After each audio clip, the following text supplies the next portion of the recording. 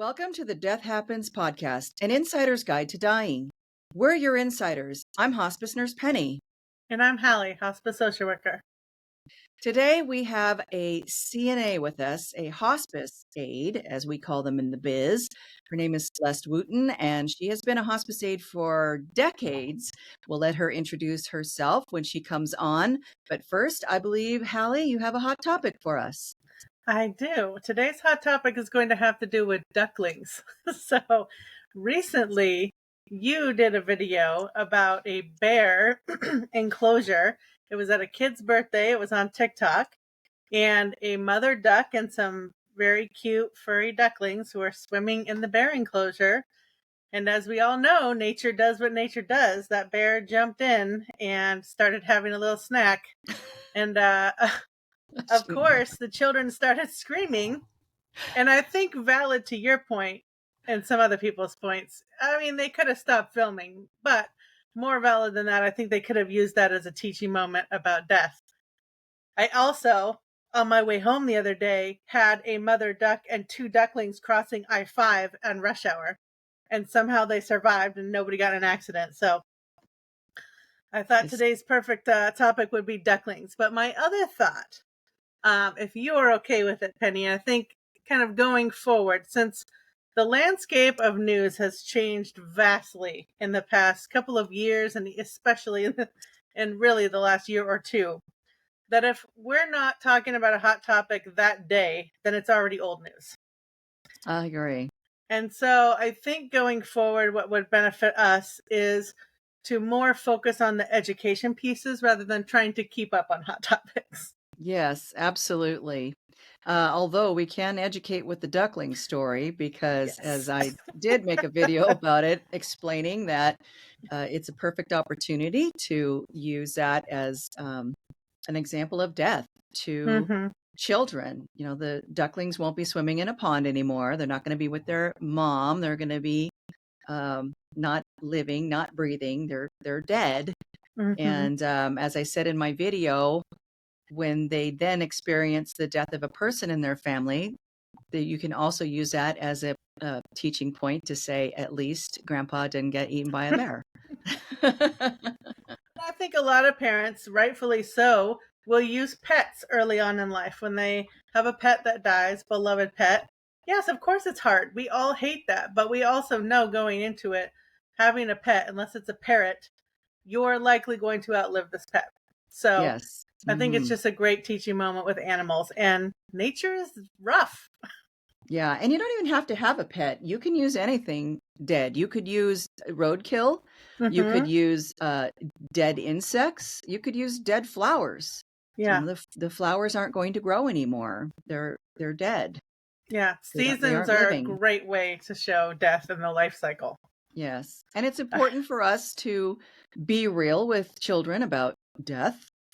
Because they are going to encounter it in their lifetime. And if we teach them from the beginning that it's a taboo topic we don't want to talk about, then when it does happen, it can really frighten them, or they can develop death anxiety like I had. So it is important to be real with children and to explain. Kids know more and understand more than we give them credit for. I think I heard the other day that at age 4 is when they start to develop object permanence, where they 3 or 4. Yeah, so they understand when things are not here anymore, and it's important for us to explain to them in a very real way why those things are not here anymore. It's really important to use the terminology death, dying, dead, and dead, death, dying, died, and dead, and to tell them what that really means. Absolutely. Well, I'm excited to talk to our aide today. Yeah, me too. We love our hospice aides. That's right. Let's get to it. All right, let's do it.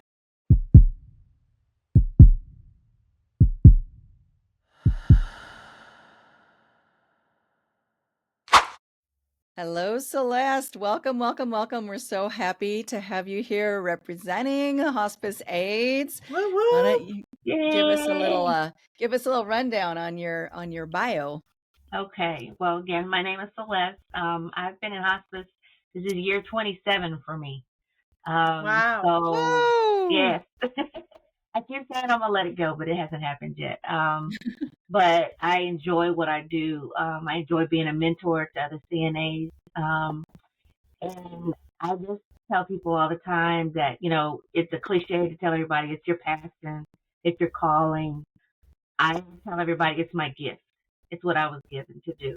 And I don't see myself stopping. I'm also certified as CHPNA, which is a certified hospice and palliative nursing assistant, as well as an end-of-life doula, and I'm a certified grief coach as well. So I add little pieces and things to my toolkit to be able to help my families as much as I can. I'm a big advocate of CNAs learning from their nurses. And, while we may not be able to do everything the nurses do, it's still a good training process because it teaches us how to look for changes in our patients. So I'm a big advocate of that team approach.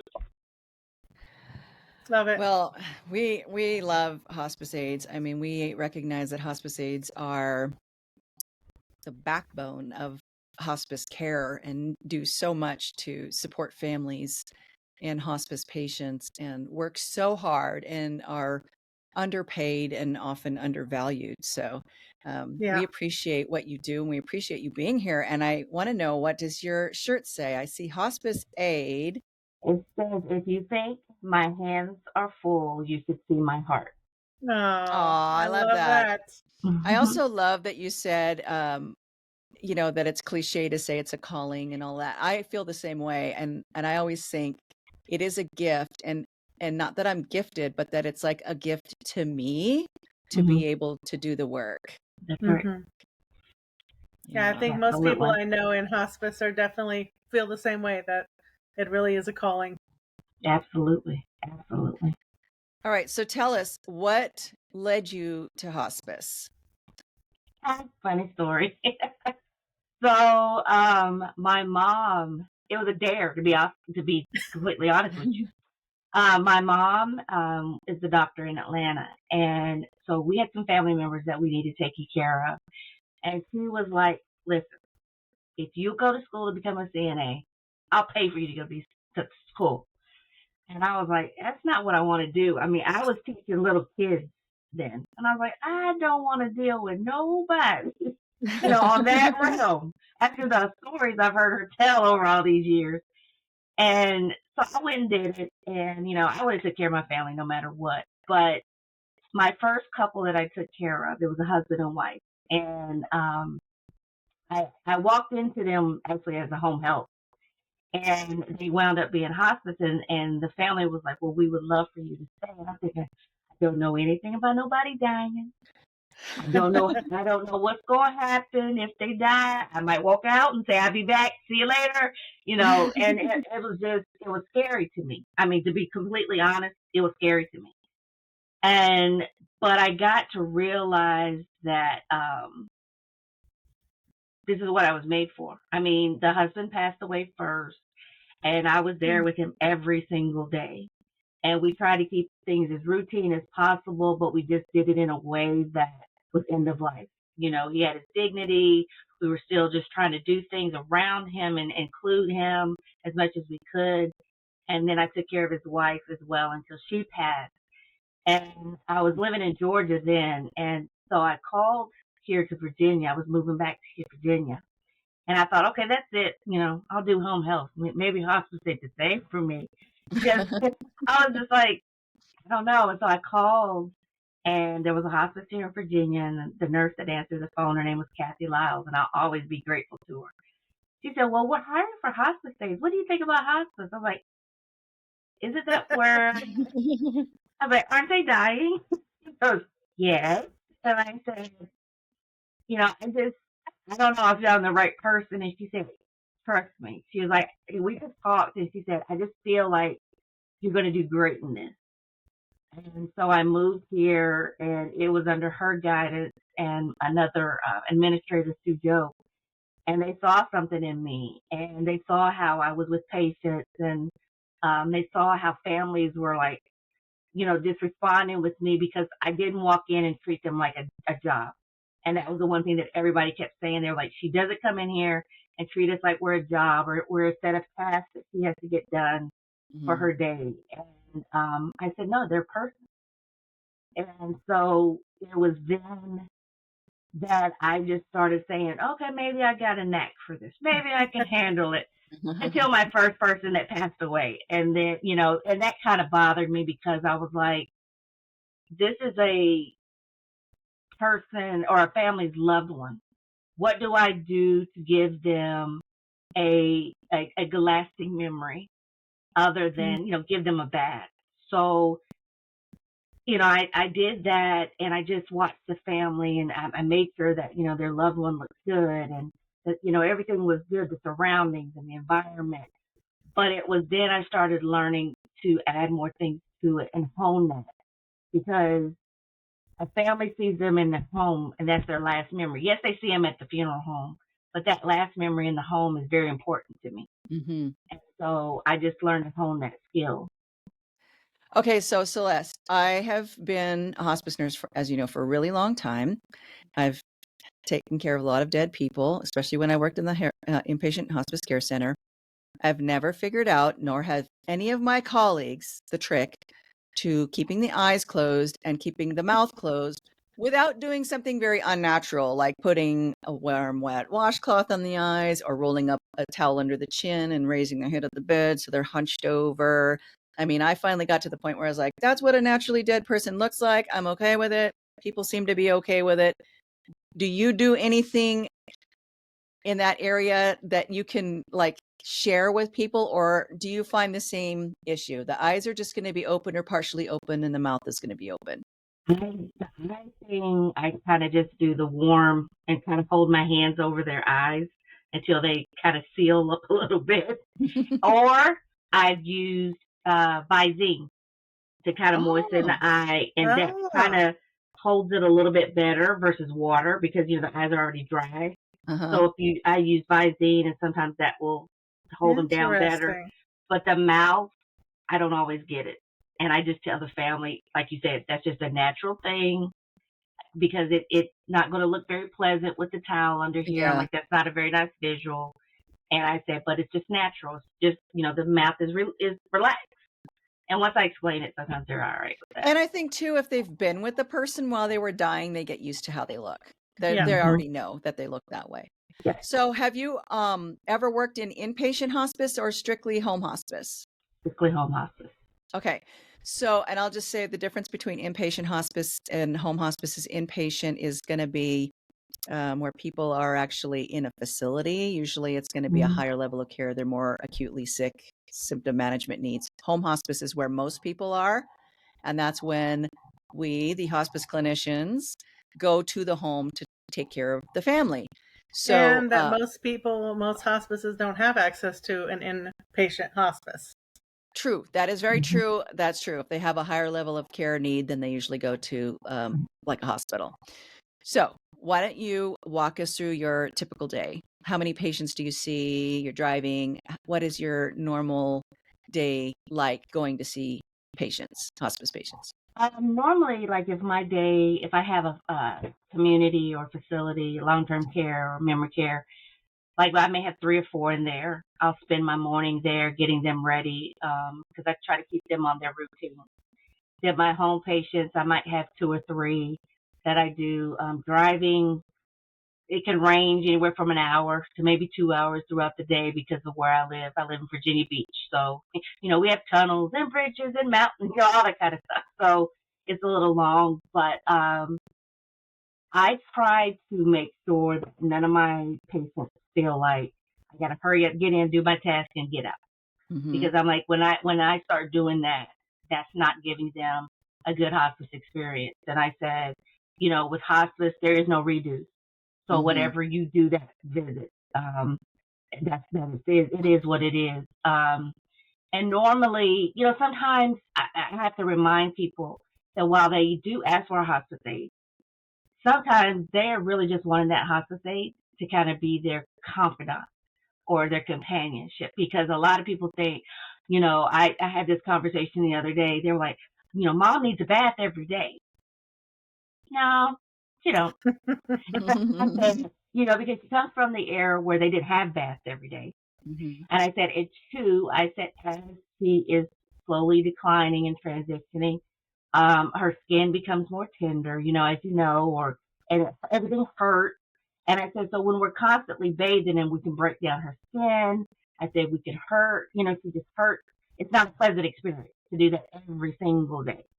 And I said, so sometimes, our visits may be just sitting there and laughing. And it took a little while for her to get used to that. And I said, we're used to it because we get up every day, we hop in the shower, we do our thing because we're walking around. I said, with her, it's comfort.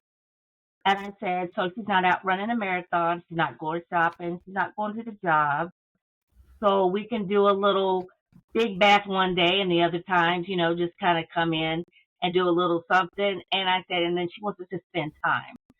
So I think that's a big hurdle for some people because they still want the same routine that their loved one had before they started to decline. And that's hard for them to not see that routine.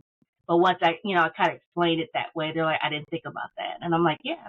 I was like, if I'm in that situation, I don't want somebody messing with me all the time. I said, maybe just a nice hand rub or a foot rub, or sometimes it's just being there in that moment, in that present, because I'm a different person.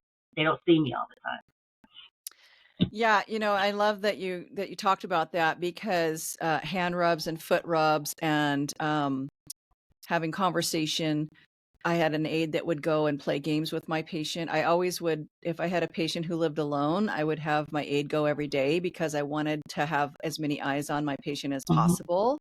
But so many people call hospice aides bath aides, and it drives me crazy because y'all do so much more than bathing.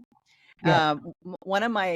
I had the most fantastic aide for quite a while when I was a home hospice case manager.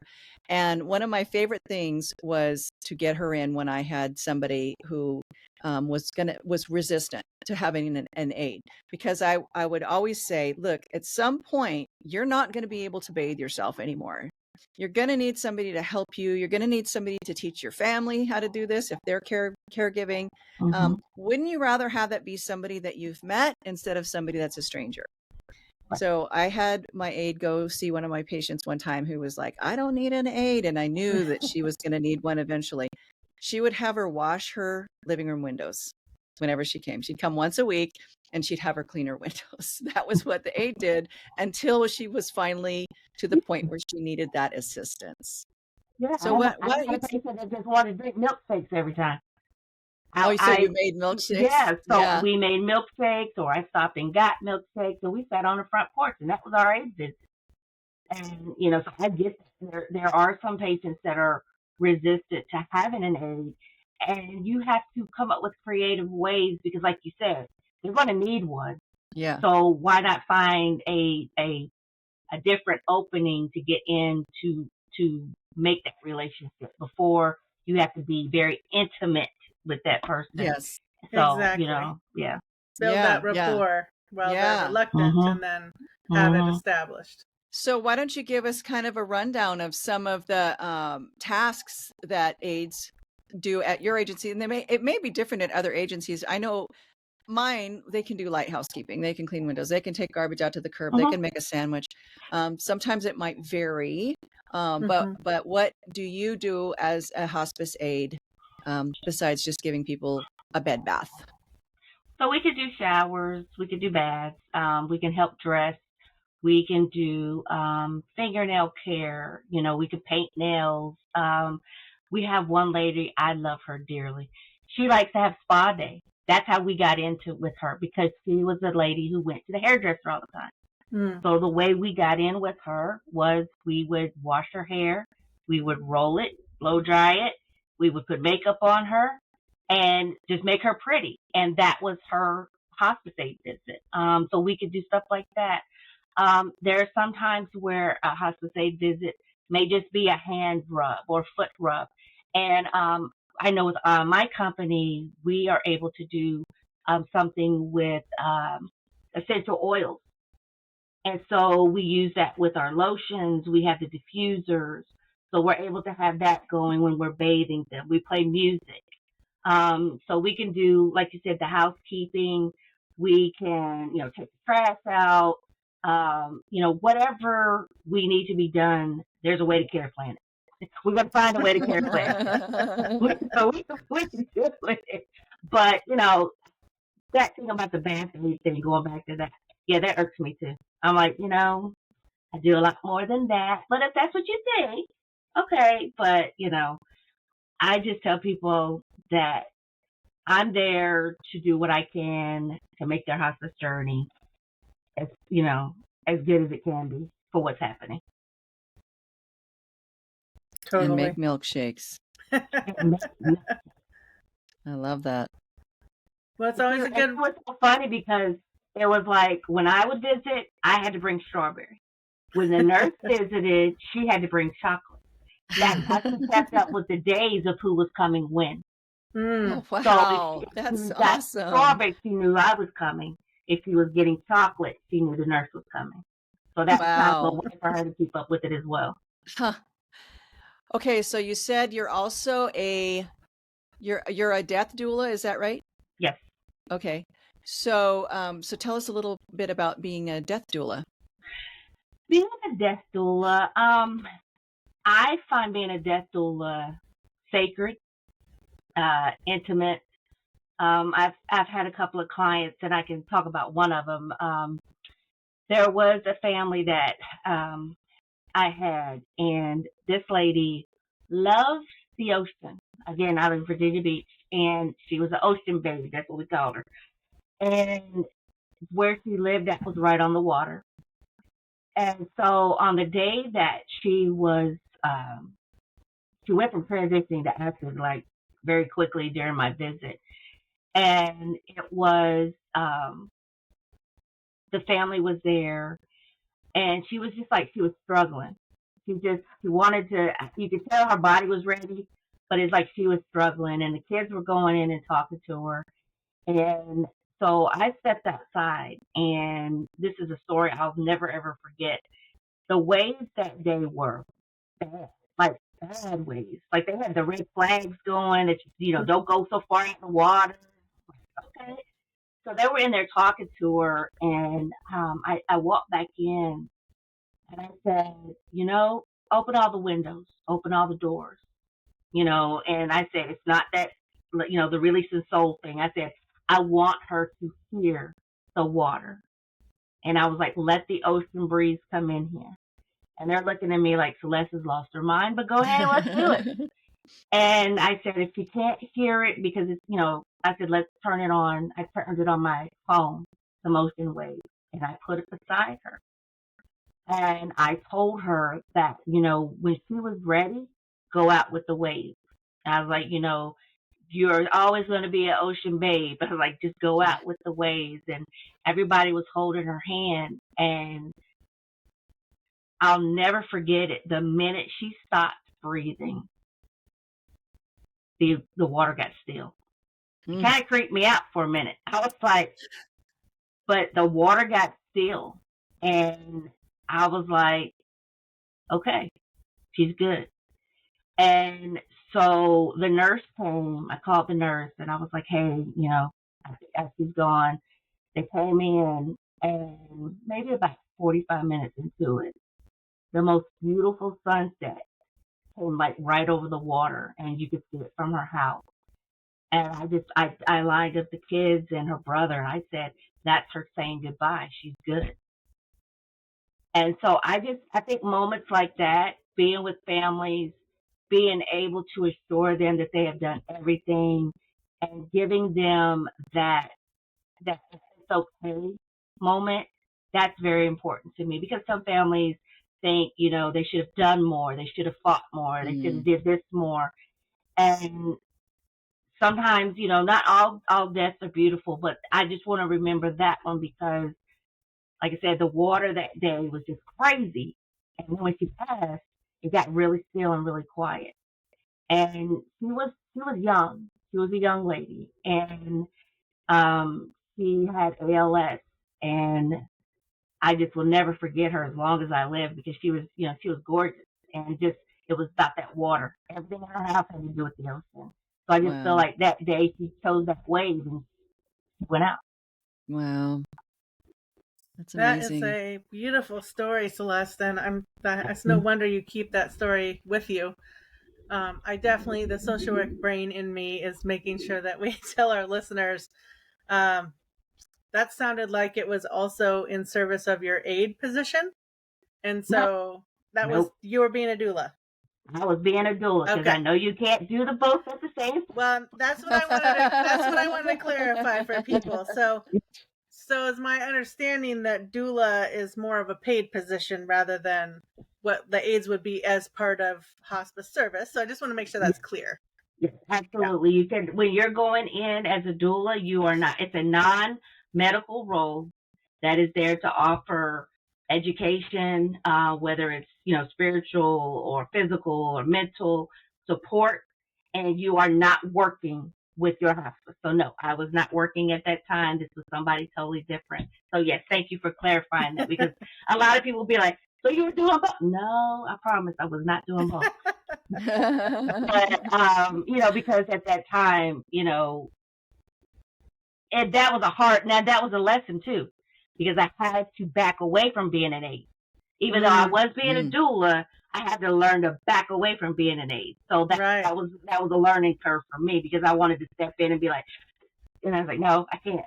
So yeah, Because doulas can't do caregiving, right? Am I understanding that right? Yeah. you're understanding that right? Yeah. Yeah, Yeah, So I'm it's a getting good thing to partner if they can do that. that's right. I'm getting a better understanding of doula work now since I just read the book Briefly Perfectly Human by Elua Arthur. Do you know who she is, Celeste? Yes, I've heard that book. Yeah, so she really has a way of talking about the doula work that made me understand more why people want to have a death doula. And it's a lot like what you were just saying there. It gets deeper than just the physical. I mean, we get into physical care and emotional and spiritual care in hospice too, but there's something even more that we don't have the time. We're not allowed the time to do as hospice clinicians. And that's what's really unfortunate. And Barbara Carnes, and you all know Barbara Carnes, right? Yes.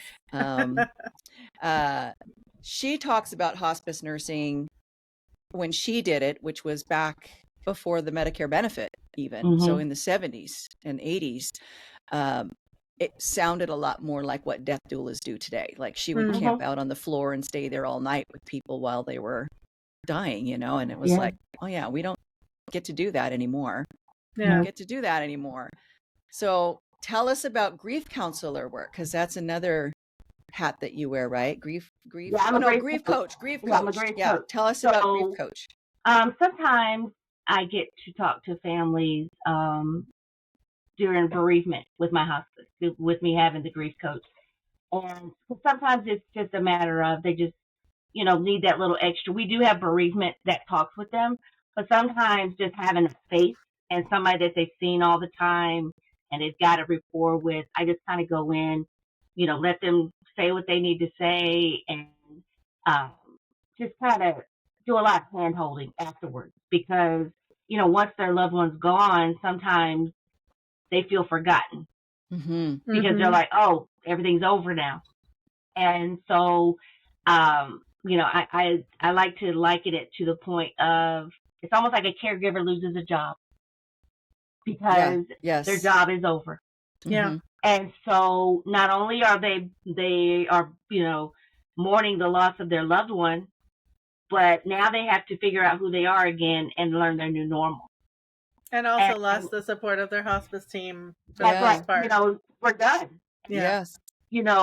While the bereavement calls, they don't really have that big connection with them all the time because they don't know them. They just know that now they've lost somebody. So sometimes I get to go in with our families and just talk to them and just be a listening ear. I know, I tell them I can't fix it. I can't take it away, but I can sit here and listen, and you do what you need to do and say what you need to say. And then just give them resources, for what they may need. Our social worker that works where I work, we do a lot of tag teaming. And so she and I will get to go out and talk to them. And then sometimes I get some of my doula clients that will do after grief care with them as well, and caregivers. And so I get to talk with them on that basis, because like I said, it becomes like I said, a loss of a job, a loss of identity. And so they have to learn how to find that identity back again. That's a great way to put it. It's a loss of a job, and it's also the loss of their coworkers who are the hospice team.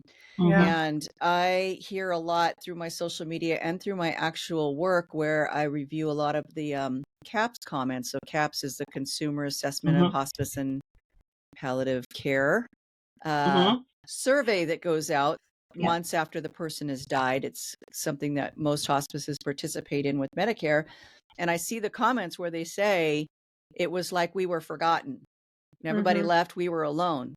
And I hate that. I hate that. And I think that smaller agencies are able to, like some smaller agencies, the social worker, that's the team social worker, can also be the bereavement person after. But I think most agencies, it's separate. It's a separate department. It's separate people. You know, to your point, it's people they don't know. And but it's the nature of the work, and it's kind of necessary, because at the end of the day, it really is a job. It's our job to go in there and care for these people. Right. And once the person dies, it's a job well done. You know, if we prepared the family and the person died comfortably and without any symptoms that needed to be managed, or they were managed well, right, you know, we've done a good job. It was a job well done. But it does leave a gaping hole for the bereaved, and it's kind of unfortunate that is the way that it is. Right. Right. And I think, to your point, Penny, we can do all the education we want to end of life, but they may not be in a place, or there might not be time to help educate what that looks like after. That's right. Yeah. I mean, we do get those short stay patients that come in, they're gone in just a couple of days, and we don't even have and because we're in the home, it's a much more intimate setting. So even though we are a medical process and we are paid for by Medicare, you wouldn't expect your primary care doctor to come to your house after death, but we have already been there. Right. Yeah. Because I literally had a lady who took care of her mom, her dad, and unfortunately, her husband.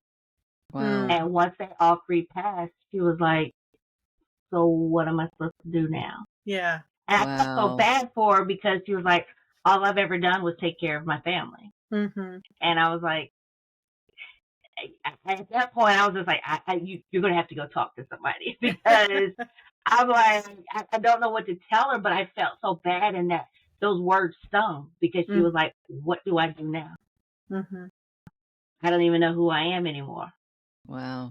Yeah. It's true. It happens to so many people. Does I'm just curious, does a nurse have to pronounce death in your state?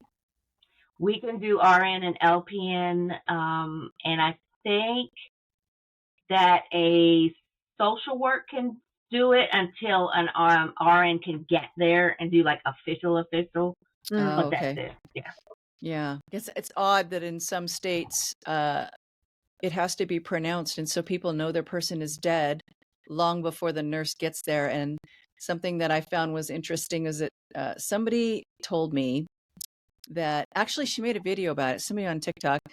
I was following her journey with her mom who had cancer, and her mom died on a day that was actually like a special day to the family, but the nurse didn't come until after midnight. And so the date of death on the death certificate was actually the day after she really died. Wow. And so it bothered her. You know, she was like, you know, that's not the day that she died. And I thought that, you know, in our state, the family tells us what time and date the person died. They'll tell us, and that's what goes on the death certificate. We aren't required to pronounce death.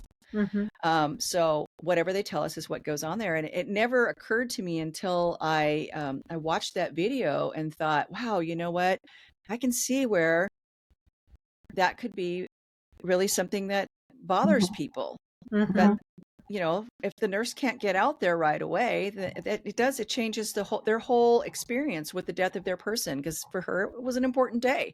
Just like if your person dies on Christmas Eve, you know, but they don't get it out there till after midnight. It's Christmas Day, and now your person just, like, for legal purposes, has died on Christmas Day. So I just thought it was kind of I've seen Interesting. that happen. I've seen that happen, and so now it's like our nurses are quick to tell them, hey, just want to forewarn you that while you may see your loved one pass at say 6:30, if I don't get here or someone doesn't get here till 6:50, that's the time that's going to go on the death certificate because that'll be the official time. But I have actually seen what you just said. I have seen somebody die. They stopped breathing at 11:50 something, according to the family, and it was a holiday. I want to say it was Thanksgiving, if I remember right. They did not get pronounced till 12:02 on Thanksgiving Day. Wow. And so that was like a big debacle because they were like, our loved one did not die on Thanksgiving Day. I was like, I know, but, sorry, but, and that becomes kind of a sore spot. And unfortunately, it popped up on a survey. Yeah. When they came back and they were like, my loved one did not die on this day, and your nurse put, so I feel bad for stuff like that. I was just like, I think they could be, in the talk that, hey, when your loved one dies, just letting you know, it may not be the time you saw it.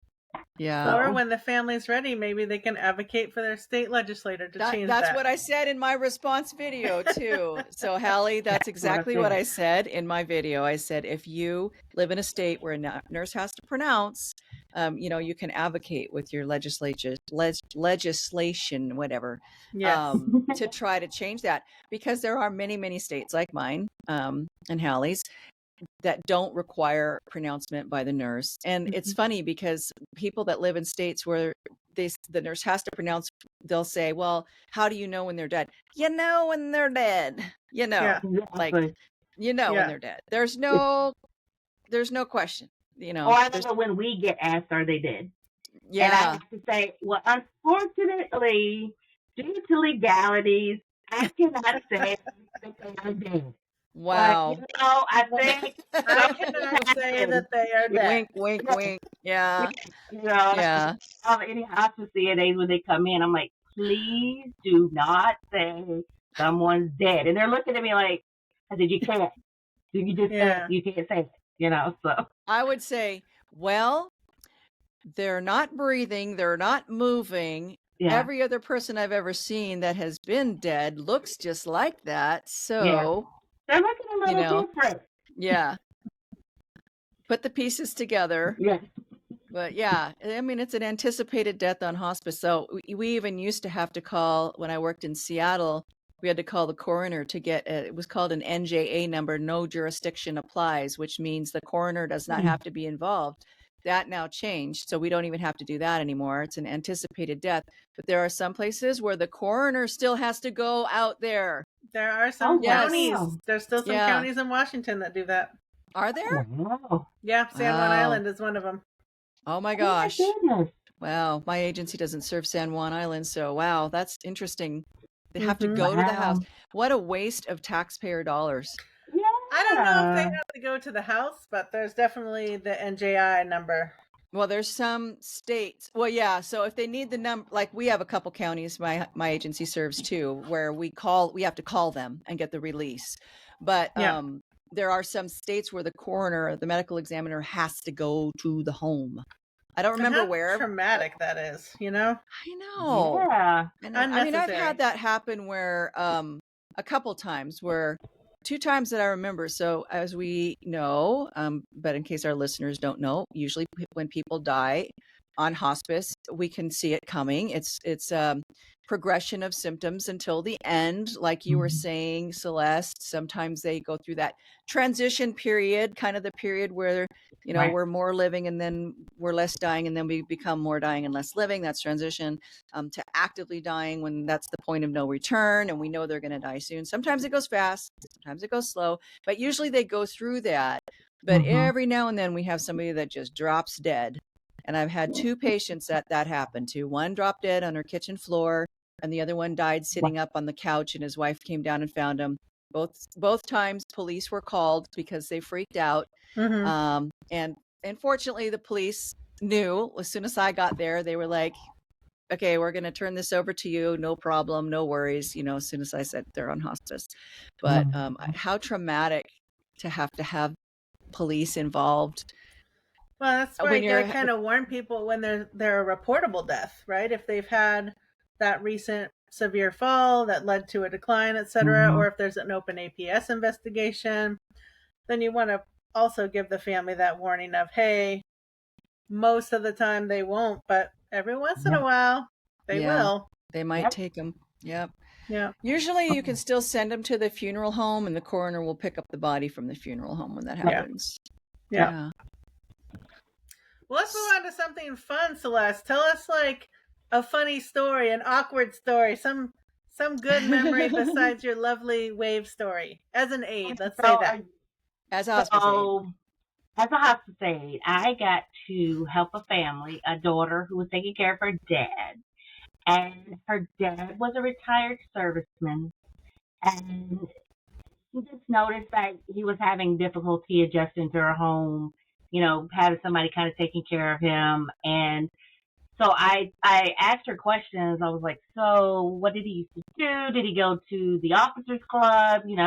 She's looking at me like, how do you know about it? There's one on the base. I was like, did he, go to the bars or anything? Like, I just tried to think of manly things. And so asked what he did. And I said, okay. So I knew that she had an empty room in her house. And so I said, don't think I'm crazy, but let's make a pub for your dad. And she said, what? Said, let's make a pub for your dad.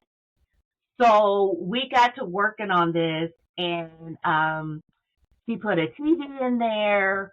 We had a recliner in there, and then we had a low tabletop chair and something he could sit in if he wanted to. We had the pretzel things in a little basket, and we did like the near beers or whatever. And so we had, we kind of did it up. We had like, little pool table pictures on the wall and different things like that.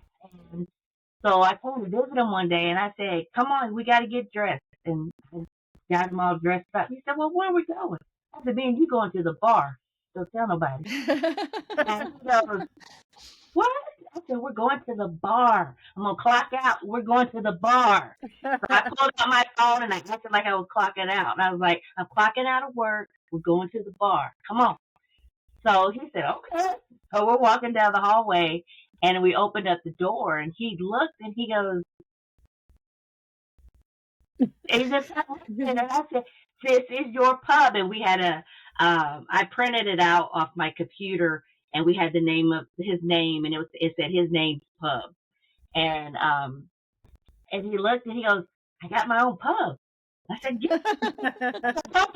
Let's do it. So we sat down and he turned the TV on and we were drinking our little near beers and having, our little stuff. And he was like, this stuff is pretty good. And I had to start laughing because he was like just throwing them back. And I was like, I'm going to let him keep thinking it. And he was like, I think I might need a nap. I might have drank too much. And I said, in the chair. But that day, we just kind of hung out. I made him my last visit of the day, and I just kind of hung out with him. And he took a nap, and the daughter called me later that evening, and she said that was the best experience he had because he did used to hang out at the officers club or go to the bar with his, Navy buddies, and, he couldn't do that anymore. And I said, well, now if there's any of his Navy buddies, that can still come visit, they can go hang out in his pub.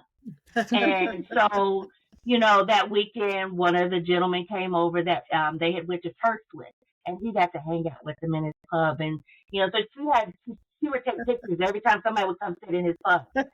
So for his funeral, they had those pictures on the screen, and they were showing people coming in and sitting with his pub and drinking their near beers. And, and that was a good memory for her. And once he passed, she said, I'm not taking that room down. I'm going in there to sit because I can go in there and sit and laugh and then remember and think about, the good time he had. And she goes, I can never tell you thank you enough for even thinking of this because he was like, this just made his day. Because he knew he could get up, get dressed, and he was going to the pub. That you were coming to clock out and go to the pub with him. So, yeah. I love that, thinking outside the box and having it so personalized too. Yeah, that's great.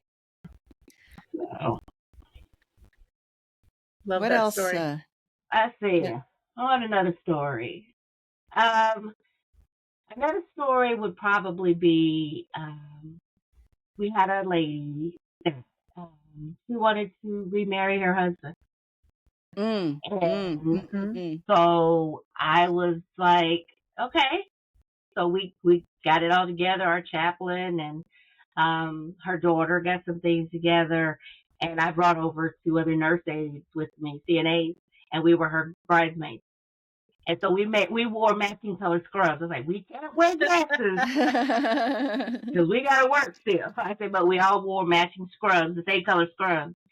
And some of her husband's buddies came over, and we gave her, like, she unfortunately had lost the ability to get the shower. So we gave her a good bed bath, washed her hair, curled it up in curls, and her original wedding gown, her daughter went and had it altered to where we could slide her hands in like this. And so she didn't do the original wedding. She did the original, but they had it shortened to be in the bed.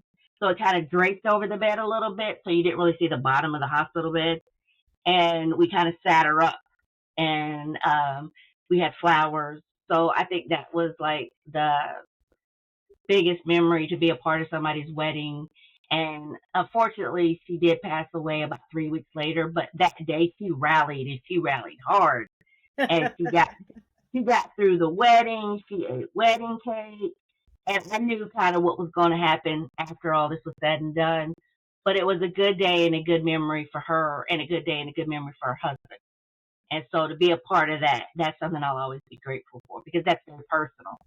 And so, it was not a dry eye. Everybody was doing all like this and stuff, but it was good for her, because she got to say, you held up your end of the bargain in sickness and in health. So that was a good thing. I had a similar experience. We had, at the hospice care centers, we would frequently have weddings, but we had someone that wanted to renew their vows, and she didn't have anything to wear, and I lived really close to the care center. So I said, I've got a dress at home. I've got a white dress, really beautiful. And so I ran home and grabbed the dress and brought it back, and she wore my white dress, and chaplain came to the room, and they renewed their vows. It was our 25th anniversary, and they renewed their vows. So yeah. So that was really, really cool to be able to bring her the dress and have her wear my dress while she did that. But we had a couple of weddings where people, in fact, I remember one time, it was the dad that was dying, and his daughter was getting married, and they had the wedding planned for like 3 weeks out, and it was apparent that he was probably not going to live that long, and he was definitely not going to be going anywhere to the wedding. And so they changed the plans, and they decided to have the wedding right in his room at the care center. So that was really awesome. We we helped with a wedding one time, and we had our therapy miniature horse as the best man, and he was dressed up with flowers in his tail, and then that same person had a dog, and the dog was the ring bearer, and the patient would joke for the rest of the time on service that they had a dog and pony show wedding. Oh, that's good. That's a good one. It was really cute. That's a good one. Well, Celeste, while we're wrapping up, I want to make sure we're mindful of your time, and we're getting close to that hour. I know we could talk to you. You've got lots more stories in 27 years. My goodness. Yes, that's a long time. We'll definitely have to have you back on. But I wonder what you might tell someone if they're considering getting into being a hospice aide, being maybe a little scared, a little reluctant. What would you tell them to sway them to come to our side? I would just say, if you have a passion for people, if you have a heart of service, I tell everyone that while empathy is great to have to be in this, you also have to know how to do boundaries. You also have to know how to make sure that you can separate yourself from it. But Mhm. we're more than just, bath aides. We're more than just someone that goes in and cleans someone up. We're there to walk home someone in their most intimate time, and it's quality of life versus quantity of days. And if you have we know we have the skill set, but if you have the heart to do that, the heart to stand beside the patient, to help the family, then I would say be a hospice aide. Because sometimes people, and it's a fear of death. Everybody has a fear of death. I'll be the first one to tell you, I had a great fear of death. And as someone who, and this could be a whole nother podcast one day, as someone who almost died myself in 2015, I got a respect for it. And I made a promise, that if whoever was up there looking out for me would just let me stay, that I would do my best to make sure that anybody that came in contact with me while I work in hospice, that their hospice journey was going to be as best as I could make it. And so I tell aides all the time that, your work is your autograph. So sign it with excellence and pride, and you can do that in hospice. Mm. Well, you God, clearly so just signed well your own said. ticket for the next episode, because if you just Yeah. throw that little tagline in there. Yeah. Yeah. Yes. Well, as a final word, is there anything we forgot to ask you? Anything that you want to tell us about, or where can people find you? Go ahead, Penny. Where we can find you, where people can find you. Me on LinkedIn, which is Celeste M. Wooten. You can find me on TikTok. I got to be better about TikTok because I'm so busy watching everybody else. I have to be better. But it's Hospice CNA, and then the number 2, and then the letter U. And then I'm also on Instagram, and it's under my doula name, which is Joy_N_the morning, which is MOURNING. Well, as with all of our guests, they had amazing stories, and we could have kept talking to them all night. Yes, that was a really great interview. I love Celeste. She's been a hospice aide for so long. She has so much 27 wisdom to years. give. She does. She's got great wisdom to give. Well, I'm glad she was on with us. I loved all her stories. They were great. I love that she mentioned boundaries. Yes. Boundaries. That was great. It's such a hard part of our job is boundaries, because we are going into people's homes, and sometimes we have to give a little bit of ourselves to get a little bit of them, and it's an art, it's a dance, and boundaries are so important, as are not only just regular professional boundaries, but emotional boundaries, so that we can continue to do the work and not lose our shit when our patients die. Maybe we'll do a whole episode on boundaries next season. Yes, we should do that for sure. Well, until next time, remember to live, because someday we will all be dead.